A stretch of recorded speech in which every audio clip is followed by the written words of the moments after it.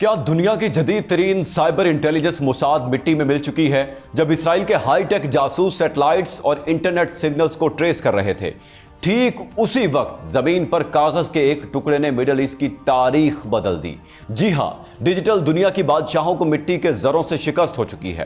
ناظرین، مشرق وسطیٰ کا یہ وہ تگڑا سیاسی سسپینس ہے جس کا کلائمیکس ہالی ووڈ کی کسی سپر ہٹ تھرلر فلم سے بھی زیادہ خطرناک اور غیر متوقع ہے۔ امریکہ اور ایران کے درمیان ہونے والا اسلام آباد میمورینڈم آف انڈرسٹینڈنگ کوئی عام سفارتی ڈیل نہیں ہے۔ یہ تل ابیب کے ماتھے پر شکست کا وہ داغ ہے جس نے نیتن یاہو کو سیاسی موت کے دہانے پر لا کھڑا کیا ہے۔ آج کے اس ولاگ میں ہم اس بند لفافے کا راز فاش کریں گے جو پاکستان کے وزیر داخلہ محسن نقوی نے تہران میں ایرانی وزیر خارجہ عباس عراقچی کے حوالے کیا تھا۔ آخر واشنگٹن اور تہران نے 5G اور الیکٹرانک گیجٹس کو چھوڑ کر ہاتھ سے لکھے خطوط پر بھروسہ کیوں کیا؟ پاکستان، قطر، عمان اور آذربائیجان کی ان خفیہ پناہگاہوں میں کیا کھچڑی پک رہی تھی جہاں اسرائیلی جاسوسوں کو فیک نیوز کے ذریعے اندھیرے میں رکھا گیا؟ اس ولاگ میں تمام کڑیاں کھول کر آپ کے سامنے رکھیں گے۔ آپ دیکھ رہے ہیں 92 نیوز ولاگز اور میں ہوں محمد اسحاق۔ ناظرین، مشرق وسطیٰ کی سیاست میں بعض اوقات ایسے واقعات رونما ہوتے ہیں جو بظاہر خبروں کا حصہ ہوتے ہیں مگر حقیقت میں وہ آنے والے کئی برسوں کی جغرافیائی سیاست کا رخ متعین کر رہے ہوتے ہیں۔ امریکہ اور ایران کے درمیان ہونے والی حالیہ مفاہمت بھی ایک ایسا ہی معاملہ دکھائی دیتی ہے۔ اس مفاہمت کے حوالے سے مختلف ذرائع سے سامنے آنے والی اطلاعات یہ بتاتی ہیں کہ اس پورے عمل کو انتہائی خفیہ رکھا گیا اور اس خفیہ کاری میں پاکستان نے بھی ایک اہم سفارتی کردار ادا کیا۔ اطلاعات کے مطابق مذاکرات کے مختلف مراحل پاکستان، قطر، عمان اور آذربائیجان میں طے پائے، جبکہ بعض انتہائی حساس رابطے ایسے مقامات پر ہوئے جہاں تک رسائی حاصل کرنا آسان نہیں تھا۔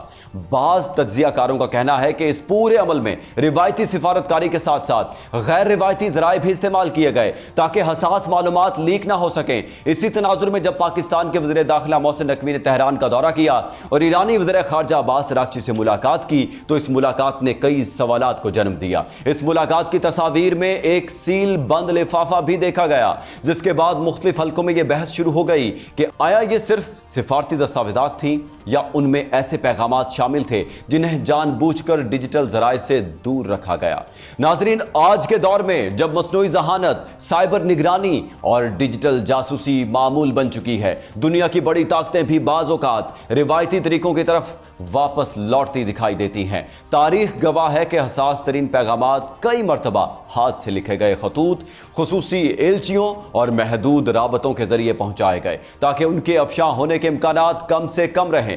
اسی لیے بعض مبصرین کا خیال ہے کہ امریکہ اور ایران کے درمیان ہونے والی اس مفاہمت میں بھی غیر معمولی احتیاط برتی گئی۔ یہی وجہ ہے کہ اسرائیل کی جانب سے مسلسل تحفظات کا اظہار کیا جا رہا ہے۔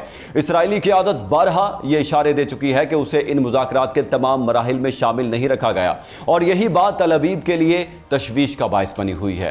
نیتن یاہو کے بیانات کو دیکھا جائے تو ان میں واضح بے چینی محسوس کی جا سکتی ہے۔ اسرائیلی وزیر اعظم بار بار یہ کہہ چکے ہیں کہ ایران کے حوالے سے کسی بھی فیصلے میں اسرائیل اپنے قومی مفادات کو مقدم رکھے گا اور اپنی پالیسی خود تشکیل دے گا۔ اس بیان کے پس منظر میں دراصل وہ خوف کار فرمان دکھائی دیتا ہے کہ کہیں امریکہ اپنی وسیع تر علاقائی حکمت عملی کے تحت ایران کے ساتھ کوئی ایسا سمجھوتا نہ کر لے جو اسرائیل کے درینہ موقف کے برعکس ہو۔ ناظرین، اگر ہم اس پورے معاملے کو صرف آج کے حالات کے تناظر میں دیکھیں گے تو تصویر ادھوری رہے گی۔ اس کی جڑیں تقریباً ایک صدی پہلے تک جاتی ہیں۔ پہلی عالمی جنگ کے بعد جب سلطنت عثمانیہ کا خاتمہ ہوا تو مشرق وسطیٰ کا نقشہ نئی سرحدوں کے مطابق ترتیب دیا گیا۔ ان سرحدوں کا تعین مقامی آبادیوں کی خواہشات کے مطابق کم اور عالمی طاقتوں کے مفادات کے مطابق زیادہ کیا گیا۔ اسی دور میں برطانیہ اور فرانس نے خطے کے مختلف حصوں میں اپنا اثر و رسوخ قائم کیا۔ تیل، گیس اور تجارتی راستوں کی اہمیت بڑھتی گئی اور یوں مشرق وسطیٰ عالمی طاقتوں کے درمیان مسابقت کا مرکز بنتا چلا گیا، جس کے بعد دوسری عالمی جنگ کے بعد امریکہ ایک نئی سپر پاور کے طور پر ابھرا اور اس نے آہستہ آہستہ خطے میں برطانوی اثر و رسوخ کی جگہ لینا شروع کر دی۔ ناظرین، بہت سے مورخین مشرق وسطیٰ کے جدید بحرانوں کی ابتدا بالفور ڈکلیریشن سے جوڑتے ہیں۔ سن 1917 میں جاری ہونے والے اس اعلان نے فلسطین میں یہودی قومی وطن کے قیام کی حمایت کی، جس کے اثرات آج تک محسوس کیے جا رہے ہیں۔ یہی وہ مرحلہ تھا जहां से अरब दुनिया, फलस्तीनी मसला और बाद अज़ां इसराइल के क़याम से मुतालिक तनाज़ात ने एक नई शक्ल इख्तियार की। इसी वजह से आज भी जब मशरिक़ वस्ता में किसी नए मुआहदे, जंग या मुफाहमत की बात होती है तो उसके असरात सिर्फ एक मुल्क तक महदूद नहीं रहते, बल्कि पूरा खित्ता इससे मुतासिर होता है। जब डोनाल्ड ट्रंप दोबारा अमरीकी सियासत के मरकज में आए तो उन्होंने खुद को एक ऐसे रहनुमा के तौर पर पेश किया जो आलमी तनाज़ात को खत्म करने की सलाहियत रखता है। ताहम उनके नाक़दीन का मौक़िफ़ यह रहा कि ट्रंप की पॉलिसियों में बाज़ औक़ात माशी मफादात और जुग्राफियाई सियासत इस हद तक एक दूसरे में गड़बड़ हो जाते हैं कि असल मकासद को समझना मुश्किल हो जाता है। गजा के हवाले से होने वाली मुख्तलिफ बहसों में भी मुआशी इम्कानात, तामीर नौ के मंसूबे, साहिली इलाकों की तरक्की और सरमायाकारी के तसव्वुरात ज़ेर बहस रहे। नाक़दीन का कहना है कि बाज़ ताकतवर हल्के मशरिक़ वस्ता को सिर्फ एक जुग्राफियाई खित्ता नहीं बल्कि एक बड़े मुआशी मंसूबे के तौर पर देखते हैं, जहाँ तवानाई के ज़खायर, तिजारती रास्ते और अरबों डॉलर की सरमायाकारी मुस्तक़बिल की सियासत का तयन करते हैं।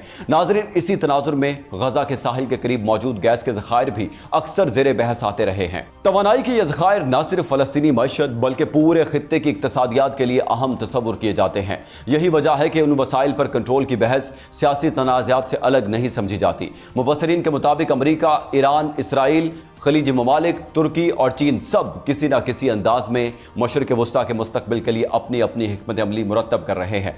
यही वजह है कि एक मामूली सिफारती पेशरफ्त भी आलमी सतह पर बड़ी खबर बन जाती है, और शायद यही वजह है कि अमरीका और ईरान के दरमियान होने वाली हालिया मुफाहमत को महज एक दो तरफा माहिदा नहीं बल्कि एक मुमकिना जियोपॉलिटिकल मोड़ समझा जा रहा है, जिसके असरात आने वाले बरसों तक महसूस किए जा सकते हैं। नाजरीन, अगर हम हालिया बहरान के सबसे अहम पहलू को देखें तो वो सिर्फ अमरीका और ईरान के दरमियान कशीदगी नहीं थी, बल्कि इस कशीदगी के आलमी मईशत पर मुमकिना असरात थे।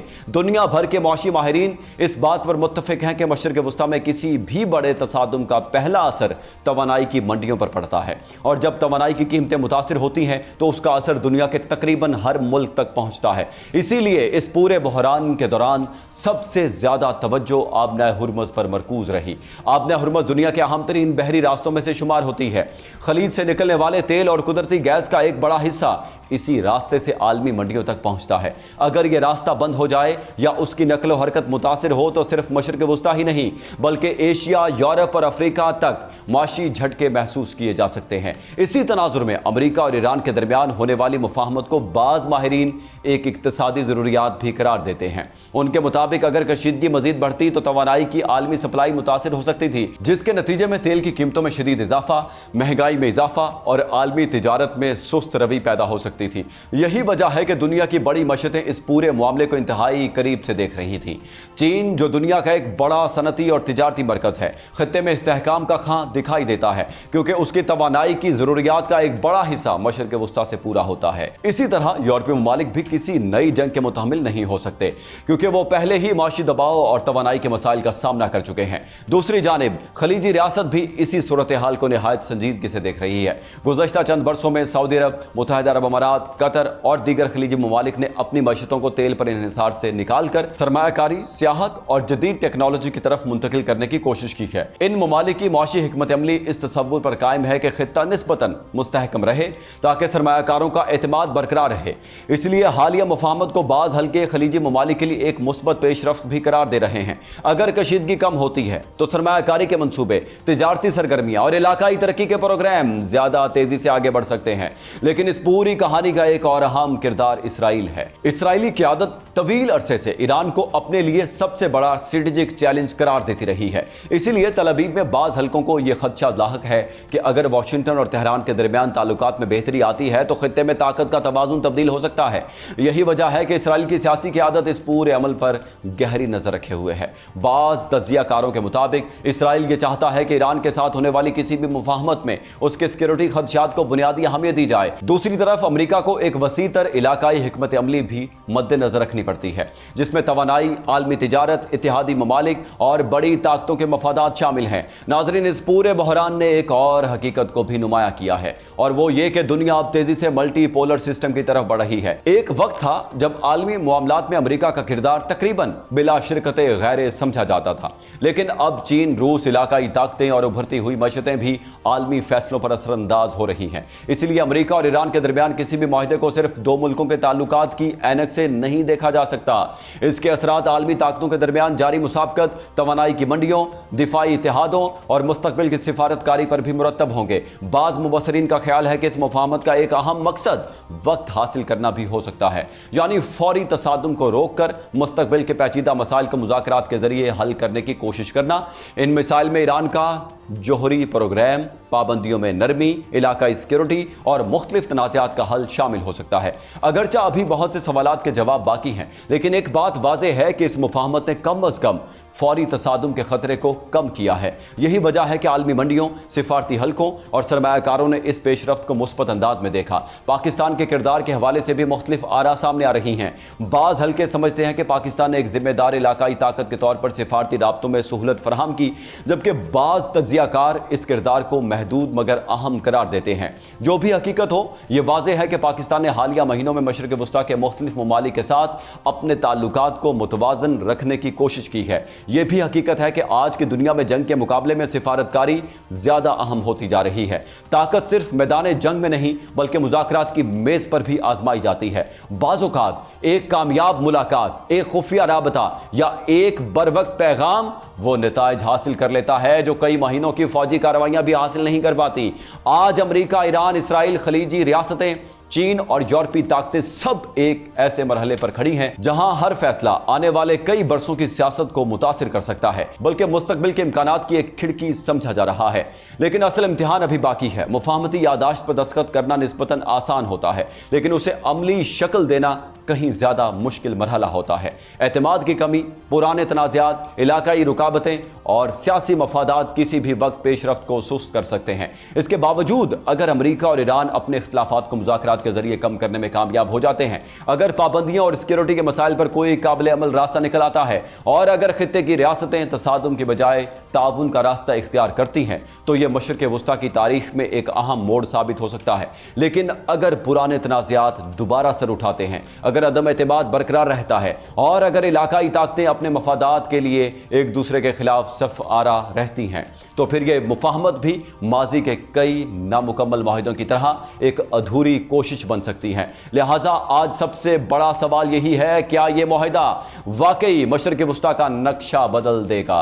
क्या ईरान एक नई इलाकाई ताकत के तौर पर उभरेगा? क्या अमेरिका अपनी हिकमत अमली तब्दील करेगा? और क्या इसराइल इस नई सूरत हाल को कबूल कर पाएगा? इन सवालात के जवाब आने वाले चंद महीनों में सामने आएंगे। लेकिन एक बात तय है कि दुनिया एक ऐसे दौर में दाखिल हो चुकी है जहां सिफारतकारी, तवानाई, मईशत और जुग्राफियाई सियासत पहले से कहीं ज्यादा एक दूसरे से जुड़ी हुई हैं। आपकी क्या राय है? क्या अमेरिका और ईरान के दरमियान यह मुफाहमत खित्ते में पायदार अमन की बुनियाद बन सकती है, या यह सिर्फ एक आर्जी वक्फा है जिसके बाद कशीदगी दोबारा सर उठाएगी? कमेंट्स में जरूर बताएं। मुझे दे इजाजत। अल्लाह हाफिज।